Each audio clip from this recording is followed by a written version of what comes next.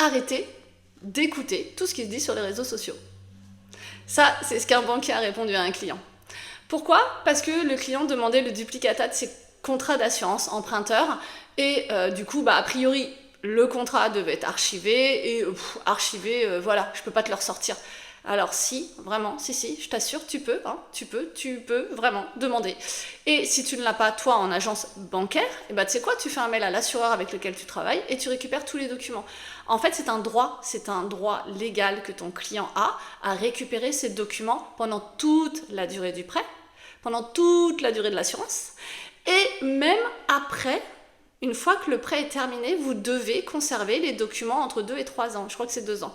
Donc vraiment, c'est un droit, en fait, c'est légal. Si le client veut récupérer le duplicata de ses documents d'assurance tous les ans, j'ai envie de vous dire, ça va faire de la gestion, mais pas le choix, en fait. C'est un droit. Vous devez les documents à vos clients. Plutôt que de dire non, mais tu ne devrais pas écouter tout ce qui se dit sur les réseaux. Ah oui, c'est sûr, sur les réseaux, évidemment, on voit de tout. Je suis d'accord. En revanche, quand mon droit a été établi et que effectivement j'ai des articles de loi qui me disent que j'ai le droit de demander les duplicata, etc. Vous pouvez vous renseigner vous-même, c'est pas très compliqué. Quand je vous donne des articles de loi, vous les retapez et puis vous vérifiez ce que je dis. Mais honnêtement, plutôt que de répondre aux clients non mais il faut pas écouter, tu sais quoi, renseigne-toi aussi, du coup. Donc là aujourd'hui c'est un banquier, désolé. Pourquoi? C'est pas que je m'en prends systématiquement aux banquiers, parce que c'est pas le cas. D'ailleurs, si vous allez sur LinkedIn, je m'en prends beaucoup plus souvent à mes confrères à moi qui sont courtiers en assurance plutôt qu'aux banques.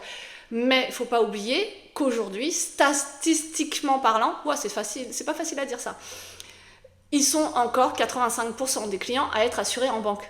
Sur l'assurance de prêt immobilier, je parle.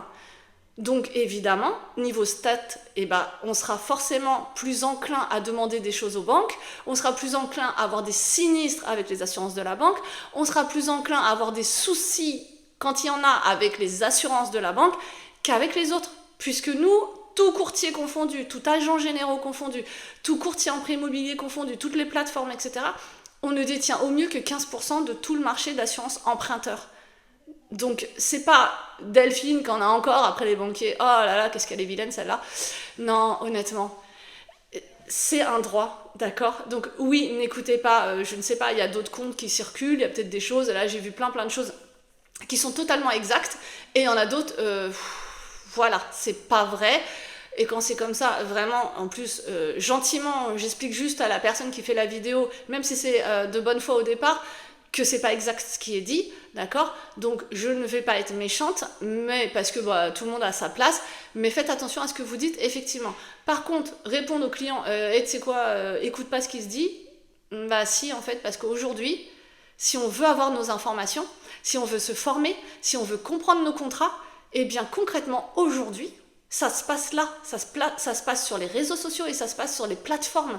Donc, que ça plaise ou non aux courtiers, aux banquiers, etc., oui, désolé, ça se passe sur les réseaux pour qu'on vous donne enfin les informations correctes et qu'on vous dise que vous pouvez vous défendre et qu'on vous dise qu'il y a des lois et qu'on vous dise qu'il y a des jurisprudences et qu'on vous dise que la médiation de l'assurance vient de dire que la prescription ne démarre qu'à réception du premier refus, etc. Donc, si c'est votre seul argument, c'est compliqué, vraiment, je comprends pas en fait.